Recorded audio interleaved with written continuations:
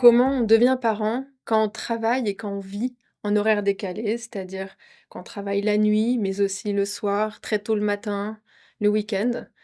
Ce sont des rythmes de travail perçus comme antinomiques, d'abord avec les rythmes du corps, les rythmes physiologiques, mais des rythmes qui sont aussi perçus comme en décalage avec les rythmes enfantins, les besoins des enfants, en tout cas dans nos sociétés, et parfois des rythmes de travail qui sont en décalage avec les horaires du conjoint.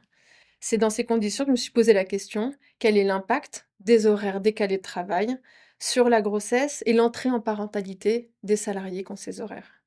Alors, en sociologue, je me suis posé ces questions. Pourquoi? Parce que 2 raisons. Premièrement, les horaires décalés sont en augmentation assez forte dans la population. Pas les horaires de nuit, qui sont la figure historique des horaires décalés, mais plutôt les horaires tôt le matin, du dimanche, du samedi, qui sont liés à l'explosion du travail en continu notamment. On pense aux livreurs Amazon, c'est une image assez fréquente.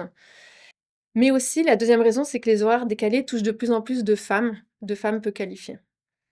J'ai travaillé cette question, du coup, ici, en m'appuyant sur un corpus de 80 entretiens, des entretiens biographiques approfondis, conduits auprès de salariés qui sont très exposés aux horaires décalés, des aides-soignantes et des infirmières, des agents de nettoyage dans la propreté, et aussi des hôtesses de l'air. Alors, il y a 2 résultats qui se dégagent de cette recherche. Le premier, c'est que les stratégies d'adaptation, elles sont massives et elles démarrent dès en amont des naissances, dès en amont de la première naissance, avec, l'enjeu de trouver premièrement un mode de garde, dans un pays où il y a très peu d'offres de crèches en horaire, extensif, en horaire décalé, et puis où la norme de disponibilité temporelle des mères, c'est celle d'une présence quotidienne et régulière auprès des enfants. Le second résultat qui se dégage, c'est au niveau physiologique cette fois. Ce qui m'a profondément marqué, c'est que dans tout le corpus, les femmes présentent des difficultés, des complications pendant la grossesse. Avant la grossesse et pendant la grossesse, difficultés pour tomber enceinte, fausse couche, naissance prématurée, arrêt de travail précoce, etc. Ces difficultés, paradoxalement, elles sont très peu reliées aux horaires non standards de travail par ces femmes.